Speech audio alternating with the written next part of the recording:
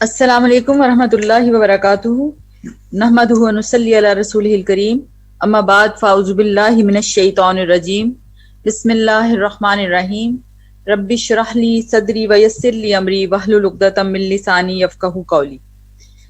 आज मुआशरती उलझनों के लिहाज से हमारा तीसरा पार्ट है, लेकिन इस सीक्वेंस का यानी जो हमारा उलझन सुलझन प्रोग्राम है, इसका आज हमारा आखिरी यानी 12वां और आखिरी प्रोग्राम है।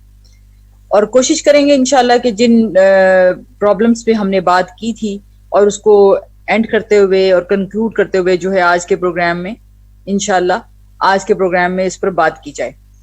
माशरती उलझनों में जैसे हमने मुख्तलिफ हकाइक पर बात की और उसमें मैंने 2 प्रोग्राम जैसे पीछे किए और आज उसका तीसरा हिस्सा है। इस प्रोग्राम में जो बाकी की फैक्टर्स हैं जिसकी वजह से माशरती उलझनें पैदा होती हैं, हम उसके हवाले से बात करेंगे। एक बात बड़ी अहम है कि हम जितनी भी उलझनों पे बात कर रहे हैं माशरे के लिहाज से, उलझन सुलझन में हमने कोशिश की है कि हम सारे मसाइल के ऊपर ना सिर्फ उनके प्रॉब्लम्स को डिस्कस करें बल्कि उनके सोल्यूशंस भी। लेकिन असल हकीकत क्या है कि हम में से हर एक ने इन उलझनों को हल करने के लिए जो काम करना है वो अपने ऊपर करना है। यानी हम में से हर इंडिविजुअल जब अपने ऊपर, यानी मैं जो आपसे कह रही हूँ, मैं आपको कहकर जो इस्लाह करूंगी वो अपनी करूंगी, क्योंकि इख्तियार मेरा अपने ऊपर है। तो हर कोई अगर अपने ऊपर काम करेगा तो इंशाल्लाह एक एक फर्द जो है वो अफराद और वो फिर अफरादों से मुआशरे और मुआशरों की इस्लाह होना शुरू हो जाएगी। तो अल्लाह ताला से दुआ भी है और अल्लाह ताला हमें तौफीक भी अता फरमाएं कि हम इन सारी मसलों को हल कर सकें और अपने हालात को बेहतर कर सकें। आज जिस पॉइंट पे बात करनी थी, क्योंकि पिछली दफा हमने जात पात के फर्क पे बात की थी, हकूकुल इबाद से ला ताल्लुक की, कतई ताल्लुक की और अमानत में खयानत और बेहयाई जैसी टॉपिक्स पे बात की। आज मैं जिस उलझन का जिक्र करना चाह रही थी वो ये कि एक अमूमी रवैया जो हमारे मुआशरे में पाया जाता है वो मुकाबलाबाजी है। और मुकाबलाबाजी और दूसरों से आगे निकलने की जो हिर्स है इंसान, उसमें मुकम्मल तौर पर खसारे में पड़ जाता है। यानी कि जब उसको ये होता है कि भाई ये मुकाबलाबाजी कभी वो कपड़ों और जूतों की हद तक करता है और कभी घरों और गाड़ियों से लेकर शादी की रसूमात तक भी की जाती है। तो इसको करने के लिए कई दफा जब पैसा नहीं होता, माल नहीं होता, जर नहीं होता, तो लोग कर्जे लेना शुरू हो जाते हैं। और बड़े बड़े कर्जे, सूद के ऊपर कर्जे लेने को भी बुरा नहीं समझते, क्योंकि असल कोशिश क्या होती है कि भाई मैं उससे बढ़कर शादी करके दिखाऊं, मैं उससे बढ़कर बड़ा घर लूं, मैं उससे बढ़कर नए मॉडल की गाड़ी ले सकूं। और जो रिसोर्सेज पूरे नहीं हो कर सक रहे होते तो फिर वो कर्जों की सूरत में पूरा करने की कोशिश करते हैं। जब इंसान कर्जे लेता है तो अपनी चादर के बाहर पांव फैलाता है और इस तरह की जराए के कम होने से जो ख्वाहिशात को पूरा करने के लिए इंसान लगा रहता है, तो इंसान कर्जों में गिरफ्तार होता चला जाता है। और कर्जे भी जो इंसान को सूद में भी मुब्तला कर देते हैं। यानी इस किस्म के खराफात इंसान की जिंदगी में आ जाती हैं कि वो किसी भी सूरत में जो इत्मीनान से रह सकता है, उसकी ज़हनी, उसकी जिस्मानी, रूहानी सेहत मुतासिर होती है। बल्कि इस तरह की सारी उलझनें इंसान को, और ना सिर्फ इंसान को बल्कि खानदानों को और मुआशरों को अपनी लपेट में ले लेती हैं। मैं एक लड़के को, मतलब अच्छी हम्बल पुअर सी फैमिली यानी, लेकिन उनका एक ही बेटा, तो मैंने खातून काफी परेशान थी तो बताने लगी कि भाई इस तरह मुझे ये मसला। तो मैं थोड़ा सा जब पूछा कि मसाइल की वजह क्या है, क्योंकि वो अगर ये काम करता है तो इसमें आपके डेली बेसिस पे तो अगर घर आपका अपना है तो खाना पीना पूरा हो जाना चाहिए। तो वो पता चला कि वो सूद पर कर्जे लेकर, यानी मोबाइल फोन सूद पर ले लेता है। अब जब वो कर्जा उतारता रहता वो उसके पास रोज के पैसे इतने बचते नहीं है कि वो अदा करे, तो कर्ज बढ़ता चला जाता है और सूद की कीमत जो है वो डबल ट्रिपल हो जाती है। और फिर उसके बाद उनके पास इतने भी नहीं रहते, क्योंकि फिर जिसने सूद दिया होता है वो उसकी डिमांड करता है और फिर वो उसकी प्रॉपर्टी की कोई चीज लेकर चला जाता है। यानी जी वो उसका मोबाइल फोन के अलावा भी चीजें होती हैं जो घर में, वो उठा के ले जाते हैं। तो अब इस तरह की चीजों में अगर इंसान सिर्फ, अब और देखिए मोबाइल फोन क्या जरूरत है, और वो भी जबकि आप रोज की मजदूरी कर रहे हो, इसमें क्या मतलब जरूरत, अगर आप इसको समझते हैं तो जरूरत की हद तक तो एक फोन नोकिया का भी इस्तेमाल हो सकता है, इसमें ये स्मार्टफोन की तो कोई जरूरत नहीं है। लेकिन रियलिटी ये है कि इंसान बढ़ कर, और आज तो सारा मुकाबला, पहले सोने जेवरात पे होता था, अब तो गैजेट्स के ऊपर मुकाबलाबाजी है। کہ میرے پاس یہ موبائل فون، تمہارے پاس وہ موبائل فون، اور یہ آئی فون، اور یہ فلاں اور یہ فلاں. اس مقابلہ بازی کی تو کوئی اینڈ ہی نہیں ہے. اور اب تو ہر بندہ جو ہے، پہلے بچوں کو ان چیزوں کی ضرورت نہیں ہوتی تھی، اب تو بچے اس مقابلے میں پڑ گئے. تو مقابلہ بازی جو ہے نا وہ نیکیوں کے کاموں میں ہونی چاہیے. اسلام مقابلہ بازی کو پسند کرتا ہے. فاستبقوا الخیرات، بھلائیوں کے کاموں میں بھاگنے والے بن جاؤ، دوڑنے والے بن جاؤ. ان سب چیزوں کو چھوڑ کر ہم سارے اس دنیا کی خواہشات کے پیچھے بھاگنے میں لگ گئے. جبکہ اس کے بارے میں قرآن کہتا ہے الہاکم التکاثر، یعنی کہ کثرت کی ہوس نے تمہیں خسارے میں ڈال دیا. یعنی یہ جو مقابلہ بازی ہے کہ ایک سے بڑھ کر ایک حاصل کرنے کی، یہ تو انسان کو نقصان دے رہی ہوتی ہے. لیکن الٹی نفسیات اپنائی ہے بجائے خیر کے کاموں کی طرف جانے کے، مقابلہ بازیاں. اچھا، اب مقابلہ بازیوں سے دوسری چیز جو جنریٹ ہوتی ہے، یا اس کی بیس پر اگلی چیز جو آتی ہے، وہ مقدمے بازیاں ہیں. کیونکہ مقابلہ بازی کی وجہ سے ہی مقدمے بازیاں ہی کسی حد تک جنم لیتی ہیں. کیونکہ مقدمے بازیوں میں عام طور پر آپ دیکھیں گے کہ ایک کی کوئی پراپرٹی ہے تو دوسرا اس پہ قبضہ کر رہا ہے، ایک کی زمین ہے تو دوسرا اس کی زمین پر قبضہ کر رہا ہے. جبکہ ہمارا دین جس چیز کی گائیڈنس کرتا ہے وہ یہ ہے کہ اگر آپ کے پاس، یعنی اگر کوئی کسی کی ایک بالش زمین پر قبضہ کرتا ہے تو اس کے گلے میں 7 توق لٹکائے جائیں گے قیامت کے دن، یعنی ایک بالش. اب حال دیکھیں کہ ہم یہاں پر اپنے بھائی بہنوں کی زمینوں پہ قبضے کرنے بیٹھے ہوئے ہوتے ہیں. یعنی وراثت کا تقسیم نہ ہونے کی ایک بنیادی وجہ کیا ہوتی ہے؟ کیونکہ دل میں کیا ہوتا ہے؟ میل ہوتا ہے. اگر وراثت تقسیم ہو جائے تو ہر ایک کو اپنا حصہ مل جائے، بہنوں کو بھی، بھائیوں کو بھی، بیٹیوں کو بھی، بیٹوں کو بھی. لیکن چونکہ دل کے اندر یہ ہوتا ہے نا کہ بھئی کسی طرح سے اس کا کچھ حصہ میرے حصے میں آ جائے، اور اس کے لیے اپنے آپ کو جتنا مسکین اور جتنا غریب شو کر سکتے ہیں کرتے ہیں. حالانکہ اسلام نے تو یہ کہا ہی نہیں کہ کسی امیر کو نہیں دینا. اگر وارثوں میں کوئی امیر ہے تو اس کو وراثت میں حصہ کم ملے گا، اگر کوئی بیٹا غریب ہے تو اس کو زیادہ ملے گا. یہ تو اسلام کی ڈسٹریبیوشن نہیں ہے. اللہ نے ڈسٹریبیوشن اس بنیاد پر کی ہی نہیں ہے. اللہ کی ڈسٹریبیوشن اللہ کی اپنی مشیت اور اللہ کی رضا کے ساتھ ہے. اب جب زمینوں پہ قبضے کرتے ہیں تو پھر کوئی اپنے حق کے لیے جب لڑتا ہے تو اس کو کیا کرنا پڑتا ہے؟ اس کو کچہریوں میں جانا پڑتا ہے. اچھا، اب آپ کبھی کبھی مطلب سننے آتی ہے نا باتیں، بڑے بزرگ لوگ کیسے کہتے تھے کہ اللہ تعالیٰ بچائے ہسپتالوں سے اور کچہریوں سے. آج دیکھیں اس طرح کی بیماریاں ہیں کہ ہسپتالوں سے تو ویسے ہی جان نہیں چھوٹتی، لیکن جب وراثت کو تقسیم نہیں کیا جاتا تو پھر کچہریوں کے بھی چکر لگانا اور اسی طرح کی مشکلات میں پڑے رہنا اور الجھنوں میں اضافے بڑھتے رہنا، یعنی اضافہ ہوتے رہنا. یہ ہمارے اپنے ہی عمل کا اصل میں نتیجہ ہوتا ہے، اور ایک کنیکشن دوسرے کے ساتھ جڑتا چلا جاتا ہے، اور ہم اپنے حق سے زیادہ لینے کو برا نہیں مانتے.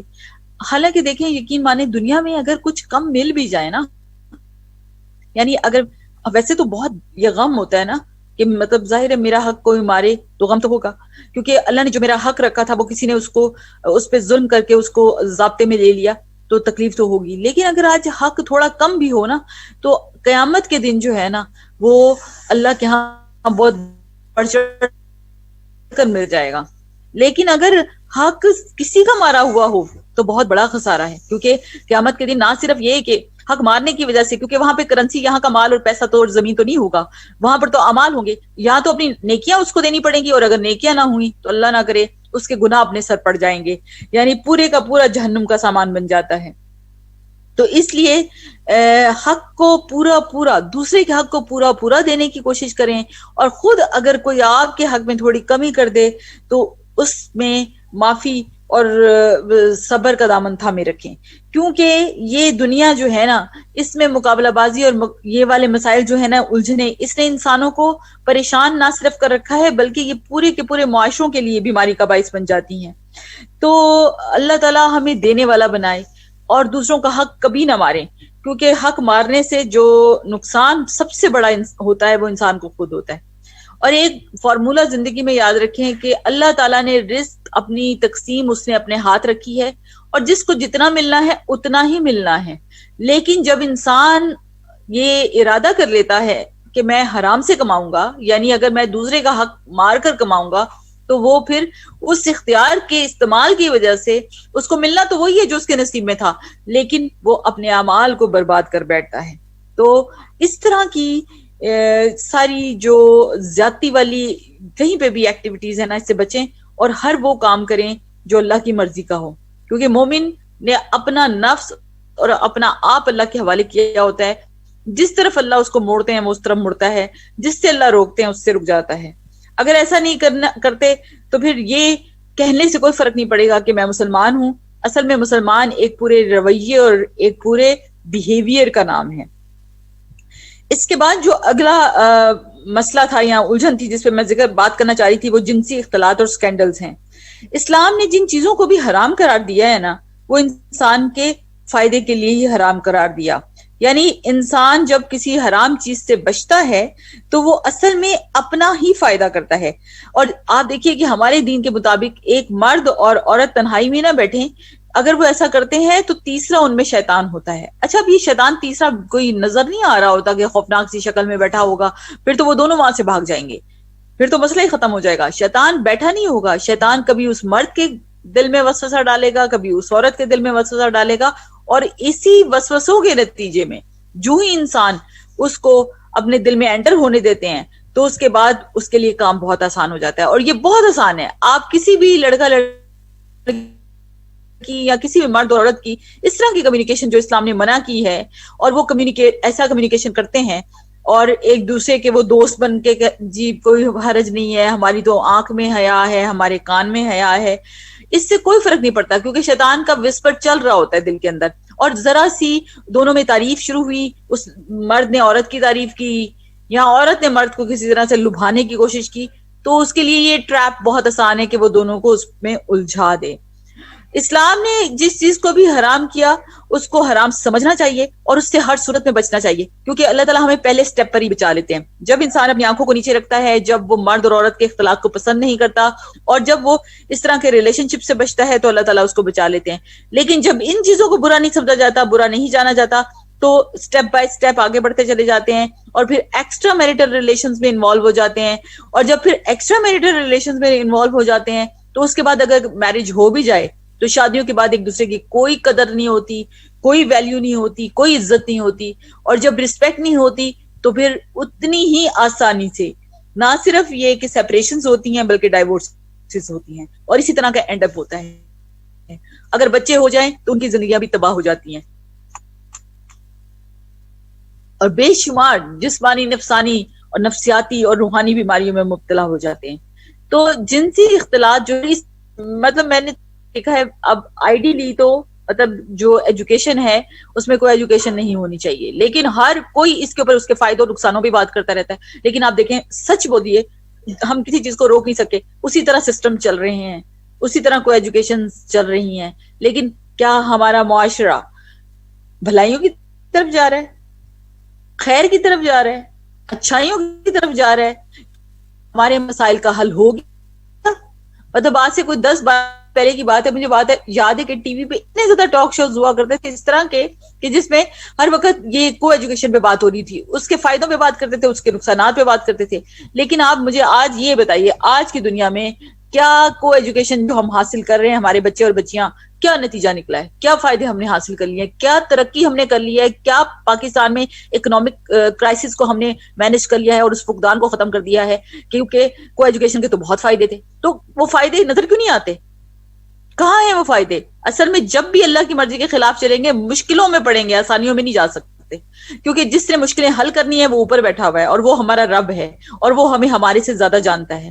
اگر ہم اس کی بات پر عمل کریں گے تو ہماری دنیا کے مسئلے بھی ختم ہو جائیں گے اور ہمارے اندر کے مسئلے بھی ختم ہو جائیں گے. لیکن جب ہم اس کی بات کے خلاف چلتے ہیں تو ہم اپنے مسئلوں میں, اپنے الجھنوں میں اضافہ کرتے چلے جاتے ہیں. پھر آپ دیکھیں سکینڈلز. اسلام کے مطابق, حدیث کے مطابق یہ آتا ہے کہ 3 لوگ جن کو اللہ تعالیٰ قیامت کے دن دیکھیں گے بھی نہیں, ان میں سے ایک وہ ہوگا یعنی جو کہ جس نے ایک پاک دامن عورت پر الزام لگایا. اچھا, اب معاشرے میں اس طرح کی ذہنی مطلب جو ہماری سوچ ہے یا ہمارا جو معیار ہے وہ ہو چکا ہے کہ ہمیں اب ہر چیز جو ہے نا وہ پھر غلط نظر آنا شروع ہو جاتی ہے. استغفر اللہ, کئی دفعہ مطلب اتنی زیادہ جب برائی دیکھتے ہیں کہ ہر جگہ پہ ایسی خرابی اور خامی, تو کئی دفعہ پھر 2 بہن بھائی بھی نظر آئے تو وہ بھی ان کے بارے میں بھی الٹا سوچا جا رہا ہوتا ہے. استغفر اللہ. تو اس میں بات کیا ہوتی ہے کہ جب اتنی کثرت سے گناہ ہو جاتے ہیں کہ آپ کو ارد گرد سب طرف برائیاں نظر آتی ہیں. آج ہماری یونیورسٹیوں کا جو ماحول ہے اگر اس پر غور کیا جائے تو وہ مسلمان ممالک کے, مسلمان ملک یا ایمان والوں کے گھروں کے ماحول تو نظر نہیں آتے. ایجوکیشن تو ہمیں یہ نہیں سکھانا چاہیے تھا. ایجوکیشن تو کیا ہوتی, ہم ایتھیکل ہوتے, ڈیسنٹ ہوتے, کیئرفل ہوتے, خیر خواہ ہوتے, پازیٹیو تھنکر ہوتے, دوسروں کو آگے لے کر آنے والے ہوتے, دوسروں کی مدد کرنے والے ہوتے, عیادت کرنے والے ہوتے. لیکن ایجوکیشن تو بالکل الٹ طرف ہمیں لے کر جا رہی ہے. نظام تعلیم جو ہے وہ جب اللہ کے دین سے ہٹا ہوا ہوگا, جب لوگ اس نظام تعلیم کے ذریعے سے جو پڑھے ہوں گے وہ ایک دوسرے کا حق مار رہے ہوں گے, دھوکہ دہی کر رہے ہوں گے, چغل خوریاں کر رہے ہوں گے, بے حیائیاں کر رہے ہوں گے, تو کیا یہ اصل میں ریکوائرمنٹ تھی دین اور اسلام اور مسلمان ہونے کی اور ایجوکیشن کی؟ تو ویلیو سسٹم سے ہٹ کر سب دنیا دور چلی گئی. الجھن سلجھن کے حوالے سے جو اگلی بات میں کرنا چاہ رہی تھی وہ معافی کا فقدان. یعنی جو جتنا زیادہ اپنے آپ کو بڑا سمجھتا ہے وہ یہ سمجھتا ہے کہ بس اب میرے اوپر معافی حرام ہے. یعنی اگر کسی سے غلطی ہو جائے گی, مجھے اللہ نے اتھارٹی دے رکھی ہے تو میں اس پر اسی وقت اس کا بدلہ لوں, اسی وقت اس کو سزا دوں. حالانکہ ایسا تو بالکل بھی نہیں ہے. ہاں, اللہ تعالیٰ نے, اگر آپ پورا ایک سینیریو سمجھیں, لیڈرشپ کی کوالٹیز میں بھی آتا ہے کہ اگر غلطی جو ہے وہ اس لیول کی نہیں ہے, یعنی جس طرح غلطیوں کی ایک کثرت سے بتایا گیا, جیسے مثال کے طور پر اسلام نے قتل کی سزا قتل دی, قصاص جس کو کہا گیا, دیت کے طور پر ساتھ اس کی تھوڑی رخصت فرمائی. پھر اس طرح سے جو زانی ہے اس کو 100 کوڑے مارنا اگر وہ میرڈ ہے, اگر وہ ان میرڈ ہے تو 80 کوڑے مارنا, حد قذف ہے. اسی طریقے سے یہ تو حدود ہے جو اسلام نے لگائی. یہ وہ گناہ ہے جس کے اوپر کوئی آپشن ہی نہیں ہے. چوری ہے تو ہاتھ کاٹ دینا, اور دوسری دفعہ چوری کی تو دوسرا ہاتھ کاٹ دینا. یعنی اس طرح سے سزائیں رکھی گئی اور حدود لگائی گئی.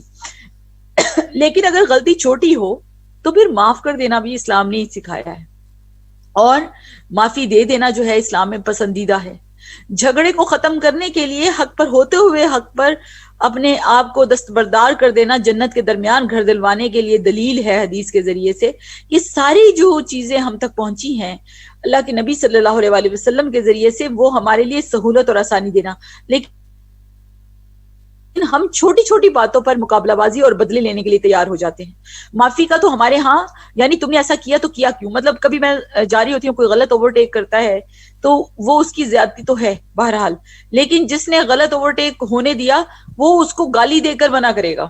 یعنی کہ استغفر اللہ, یعنی غلطی کو اب گالی دے کر اس نے جو ایکٹ کیا تھا وہ کر چکا, آپ نے کوئی سزا تو نہ دی اس کو, لیکن گالی دے کر آپ نے اپنے آپ کو کیا کیا, گناہ کروایا.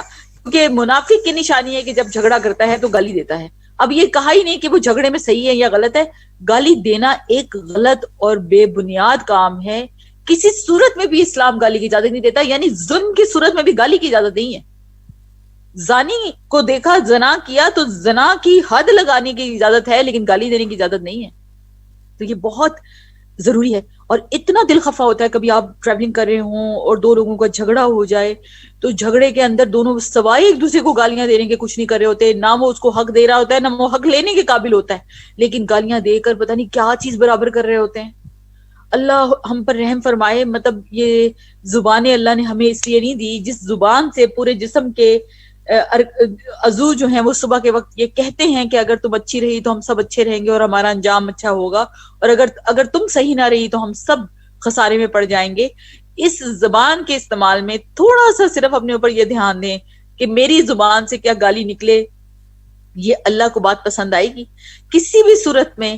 کیونکہ ایک بات ہمیشہ یاد رکھیں کہ اس دنیا میں کبھی بھی برابری نہیں ہو سکتی مقابلے میں, کیونکہ ہر انسان کچھ اچھا کر رہا ہوتا ہے یا کچھ برا کر رہا ہوتا ہے.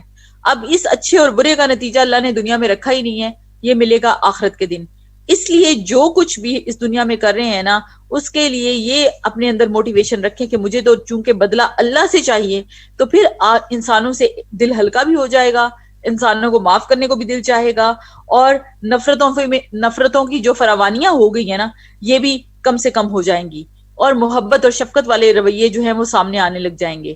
کیونکہ رول ماڈلنگ میں سب سے اہم بات یہ ہے کہ جو جتنا محبت اور کرنے والا شخص ہوگا اور شفیق شخص ہوگا, جس کا اخلاق جتنا اچھا ہوگا, اسی کو بچے رول ماڈل مانتے ہیں. کبھی بھی رول ماڈل آپ دیکھیں گے کبھی بھی کسی سخت زبان انسان کو نہیں, کوئی بچہ بھی نہیں مانتا جب تک کہ کوئی بڑا محبت کرنے والا نہ ہو. چھوٹا اس کی بات نہیں مانتا جب تک کہ وہ پیار اور شفقت سے پیش آنے والا نہ ہو. تو جو ہی ہمارے اخلاقیات جو ہیں وہ بہتر ہوں گے, تو ہماری الجھنیں بھی ساتھ ساتھ سلجھنے کی طرف لگ جائیں گی اور ہمارے مسائل حل کی طرف چل پڑیں گے اور ہماری نفرتیں محبتوں میں بدل جائیں گی. ہماری بے چینیاں اور پریشانیاں جو ہیں وہ سکھ اور چین کی طرف چلی جائیں گی. اللہ تعالیٰ سے یہ دعا بھی کرنی چاہیے اور ساتھ ساتھ یہ کوشش بھی کریں کہ ان الجھنوں سے نکلنے کے لیے سلجھنے ہم چاہتے ہیں وہ ہم اپنے کردار، اپنے اخلاق، اپنے معمولات اور معاملات ان دونوں کے ذریعے سے بہتر کرتے چلے جائیں. اب جیسے میں نے پروگرام میں تمہید بانی تھی کہ جیسے قائد اعظم نے بھی فرمایا تھا کہ ڈسپلن یعنی فیتھ، یونٹی اور ڈسپلن کی بات کی تھی. ایک بات اور کہ ڈسپلن جو ہوتا ہے یعنی تنظیم، جس طرح کائنات کے نظام میں اصل میں نظر آ رہی ہوتی ہے، وہی بحیثیت قوم ہمارے معاشرے میں بھی ہمارے اندر ہونی چاہیے اور نظر آنی چاہیے. اتحاد کے لیے بھی ڈسپلن ضروری ہے، کیونکہ جب تک ڈسپلن نہیں ہوگا تو یونٹی کہاں سے آئے گی. جب تک یہ کلیئرٹی نہیں ہوگی اور تنظیم نظر نہیں آئے گی تب تک یونٹی کے آنے کا تو کوئی چانس ہی نہیں ہے. اور ہمارا دین اور ہمارا عقیدہ ہمیں یہی سکھاتا ہے، جس عقیدے پر ہم جمع ہوں گے اس میں تو کوئی ڈفرینس آف اوپینین اس طرح کا ہے ہی نہیں جو بنیاد کے اوپر کوئی فرق پیدا کرے. اور یہی ہمارا اتحاد اور اتفاق بھی ہے، کیونکہ جو لوگ بھی کہتے ہیں کہ اللہ ایک ہے اور محمد رسول اللہ صلی اللہ علیہ وسلم ان کے آخری نبی اور رسول ہیں اور وہ خاتم النبیین ہیں اور وہ پورے دین کو لے کر آئے ہیں، اور پھر فاؤنڈر آف پاکستان بھی جس چیز کی طرف ہم سب کو لگاتے ہیں وہ کیا ہے کہ وہ فیتھ ہے، اسی عقیدے کو پروان چڑھانا ہے. اور پھر ڈسپلن کے ذریعے ضروری ہے کہ ہم ان حدود اور قیود کی پابندی بھی کریں جو ہمیں اللہ تعالیٰ نے سکھائی ہیں اور اللہ کے رسول نے سکھائی ہیں. اور پھر انشاءاللہ وہ ساری چیزیں اور وہ ساری جو کڑوے حقائق ہیں جو ہم نے ڈسکس کیے ہیں وہ ختم ہو جائیں گے اور ہم معاشرتی الجھنوں سے آزاد ہوتے جائیں گے. اور یہ کچھ مشکل نہیں کہ اگر ہم اپنے وقت کو اپنے آپ کو اس طرح کا وقت دیں کہ جس میں ہم یہ متعین کریں کہ ہم نے اس طرح کی الجھنوں کو کس طریقے سے ختم کرنا ہے. اور جیسے ابھی آج کا پروگرام چونکہ آج تو 4 جنوری ہے اور نیا سال شروع ہو گیا اور نیا سال آتا ہے تو سارے کہتے ہیں سال بدل گیا اور مختلف قسم کی دعائیں ایک دوسرے کو دے رہے ہوتے ہیں. میں کبھی کبھی سوچتی ہوں کہ سال تو بدلتے ہی جاتے ہیں کیونکہ سال تو بدلنے کے لیے آتے ہیں، لیکن کوششیں کیا ہونی چاہیے کہ ہم اپنے آپ کو بدلیں، کیونکہ جب تک ہم نہیں بدلیں گے نا تو سالوں کے بدلنے سے کوئی فرق نہیں پڑنا. اور اپنے آپ کو بدلنے کے لیے کیا کرنا پڑے گا؟ علم حاصل کرنا پڑے گا. اور علم بھی کون سا؟ جس کے اوپر شعوری طور پر انسان کوشش کرے کہ آج میں نے یہ سیکھا ہے اور آج میں اس پر عمل کروں گا، اور یہ میں نے سیکھا ہے تو یہ میری چیز جو ہے اب بہتر ہونا شروع ہو جائے. کیونکہ وقت کے ساتھ ساتھ اپنی ڈیولپمنٹ کرنا، اور یہ ڈیولپمنٹ ایک طرح کی نہیں ہوتی ہے، یہ ڈیولپمنٹ بہت طرح کی ہوتی ہے. اس ڈیولپمنٹ میں آپ دیکھیے کہ اگر صرف آج کے دن کو آپ پلان کر لیں، کیونکہ بیسٹ پلانر کون انسان ہوتا ہے؟ وہ پورے سال کو اکٹھا پلان نہیں کر پاتا، وہ ڈیلی بیسس پہ اپنے آپ کو پلان کرتا ہے. گولز بناتا ضرور ہے منتھلی اور ویکلی اور اس کے ساتھ ساتھ جو ہے وہ ایئرلی، لیکن جو اس کی روٹین ہوتی ہے اگر آپ اس کو دیکھیں گے تو وہ ڈیلی بیسس پہ بڑی زبردست ہوتی ہے. یعنی وہ صبح سے جب اٹھتا ہے تو اس کا پورا دن ایک پلانڈ دن گزرتا ہے. اگر صبح اٹھا ہے اس نے اگر فجر کی نماز، قرآن، اذکار، اگر خاتون ہے تو گھر کے کام، اگر مرد ہے تو وہ باہر بھی جائے گا، ورک پلیس پہ بھی جائے گا، تو وہ سارا کچھ پلاننگ کے ساتھ کرتا ہے، اپنے پوائنٹس لکھ کے جاتا ہے، جو کام اس نے جس ٹائم میں رکھے ہوتے ہیں اس میں ظہر سے پہلے یہ کام ختم کرنے ہیں، ظہر کے بعد یہ کام کرنے ہیں، عصر کے بعد یہ کرنے ہیں، عصر سے پہلے یہ کرنے ہیں، شام کو پورا فیملی ٹائم ہے. یعنی اس طرح سے جب وہ وقت کو تقسیم کرتا ہے یا کرتی ہے اور اس وقت کے اندر اپنی ڈیولپمنٹ کے لیے بھی آدھا پونا گھنٹہ رکھا، یعنی زیادہ نہیں رکھ سکتے. آج کل تو مطلب یہ کچھ مشکل نہیں ہے، مطلب آج کل میں نے عربک بک جیسے ایک شروع کی ہوئی ہے تو اس کا کچھ سیکشن آپ نے پڑھنا شروع کر دیا، یہاں آپ کسی ٹیچر سے پڑھتے ہیں اور ورچولی آج کل سب چیزیں اویلیبل ہیں. اور آپ اپنا کوئی کورس پلان کر لیں، آن لائن کورس جوائن کر لیں جس کے ذریعے سے آپ کی پرسنل ڈیولپمنٹ ہوتی رہے. کبھی سائیکولوجیکل ڈیولپمنٹ کریں، کبھی ایموشنل ڈیولپمنٹ کے لیے کوشش کریں، کبھی فزیکل کے لیے کریں، ورک آؤٹ ضرور کریں، ایکسرسائز کریں، واک کریں، کھانے میں وہ چیزیں کھائیں جو امیونٹی کو انکریز کرتی ہیں، اچھی بات کریں، زبان کو گالی سے روکیں. کرتے کرتے کرتے انشاءاللہ آپ دیکھیے گا کہ ایک دن ہمارا جب یہ سال گزرے گا تو وہ پچھلے سارے سالوں سے بہتر ہو جائے گا. لیکن اگر صرف سالوں کے بدلنے پر ہی ایک دوسرے کو دعائیں دیتے رہے اور ہیپی نیو ایئر کرتے رہے تو کوئی بھی چینج نہیں آنے والا. تبدیلی کے لیے اصل میں فیصلہ کرنا خود سے ہوتا ہے، اور جب خود فیصلہ انسان کر لیتا ہے تو تبدیلی شروع ہو جاتی ہے، اور تبدیلی اسی وقت ہونے لگ جاتی ہے جس وقت انسان اس فیصلے کے سٹیپ پر آتا ہے. سکتا ہے. تو الجھن اور سلجھن اس سال کے آخر کا یہ پروگرام جیسے میں کر کے نئے سال میں شروع ہوتے ہوئے میری سب سے یہ ریکویسٹ ہے، جو لوگ بھی میرا پروگرام سن رہے ہیں، وہ ینگ ہیں، وہ اولڈ ایج ہیں، وہ فیمیلز ہیں، وہ میلز ہیں، وہ جو کوئی بھی ہیں، ہم میں سے ہر کوئی اپنے لیے ہر دن کو پلان کرے اور صبح سے شام تک اپنی ساری چیزوں کو جو بھی اس نے پلان کی ہیں اس کو پھر شام کو ضرور احتساب کرے کہ آج کی پلاننگ میں میرے کوئی کون سی چیزیں رہ گئی ہیں اور کون سی چیزیں ہیں جس کو کرنے کے لیے میری جو اپنی سکلز کو بہتر کرنے کی ضرورت ہے، تو پھر اسی طرح سے اس کام میں مہارت حاصل کرنے کی کوشش کریں. اور جب آپ اس میں مہارت حاصل کرنے تو پھر اس سے اگلا، یعنی اپنے آپ کو، یہ جو حدیث آتی ہے نا مومن کا ہر اگلا دن پچھلے سے بہتر ہوتا ہے، اس حدیث کا مطلب اصل میں کیا ہے؟ مثال کے طور پر مجھے اپنے بچوں کے لیے کھانا بنانے میں ان کی پسند کی کوئی ڈش بنانی ہے جو مجھے نہیں آتی. اب میں بنانا بھی چاہتی ہوں لیکن مجھے آتی بھی نہیں ہے، تو اس کو میں پہلے سیکھ لوں. اگر میں کشمیری چائے بنانی تھی، جیسے میں نے اس دن ایک وہ ریسیپی دیکھی، مجھے لگا کہ اویلیبل ہیں چیزیں اور وہ میں نے بنائی، اور فرسٹ ٹائم بنائی تو اچھی بنی، لیکن سیکنڈ ٹائم بنائی تو اور اچھی بنی. تو یعنی اسکلز کو امپروو. اب لیکن صرف کھانے پینے کی چیزوں کو نہیں ہے، اپنے فزیکل ہیلتھ کے گولز بنائیں کہ بھئی مجھے اپنی صحت کو امپروو کرنا ہے. تو صحت کو امپروو کرنے کے لیے مجھے کیا کیا چیزیں ایسی ہیں جو اپنی ڈائٹ میں لانی ہے، کیا کیا چیزیں ہیں جو میں نے نہیں نکالنی ہے، اور کون کون سی فزیکل ایکٹیویٹیز ہیں جو میں اپنی زندگی میں کر سکتی ہوں یا لا سکتی ہوں اس ایج کے ساتھ. تو اس طریقے سے اپنے آپ کو گولز بنا بنا کر امپروو کرتے جائیں انشاءاللہ. اللہ تعالیٰ اصل میں ہم سے یہی چاہتے ہیں کہ ہمیں اللہ تعالیٰ بیماریوں سے بھی بچانا چاہتے ہیں، اللہ تعالیٰ ہمیں بے حیائیوں اور مصیبتوں سے بھی بچانا چاہتے ہیں، فحاشیوں سے بھی بچانا چاہتے ہیں، اللہ تعالیٰ ہمیں حرام کھانوں کے ذریعے سے بھی بیماریوں سے بچانا چاہتے ہیں. اللہ تو چاہتے یہ ہے کہ ہم اصل میں جہنم کی آگ سے بچ جائیں، اصل میں جہنم کی آگ سے بچ جائیں. اور یہ کوئی اتنا مشکل کام نہیں ہے، صرف یہ فیصلہ کرنے کی ضرورت ہے کہ ہم یہ فیصلہ کر لیں کہ ہم چونکہ ایک اللہ کے ماننے والے ہیں، ہمارے طریقے، ہمارے سلیقے، ہمارے رویے، ہمارے معاملات نہ صرف ہمیں دیکھ کر دوسروں کو ہمارا رول ماڈل ہم نظر آئیں، بلکہ ہم ایک اللہ کے بندے اور رسول اللہ صلی اللہ علیہ وسلم کے سچے امتی بھی نظر آئیں. تو اللہ تعالیٰ ہم سب کے ان مسئلوں کو حل کرے. جو بھی معاشرتی الجھنیں، جو بھی معاشی الجھنیں، جو بھی ذہنی اور نفسیاتی الجھنیں ہم میں سے کسی کو بھی ہیں، کوئی بھی روحانی الجھنیں، کسی کی ورک پلیس کی الجھنیں، اللہ تعالیٰ سب کی مشکلوں کو حل کریں. اور اللہ تعالیٰ ہم سب کو عمل کی توفیق دے اور ہمیں خیر کو پھیلانے والا بنائے، ہمیں خیر الناس من ینفع الناس بنا دے، ہمیں خیرکم من تعلم القرآن وعلمہ بنا دے. اللہ ہم سے راضی ہو جائے اور ہمارے گناہوں کو معاف فرما دے.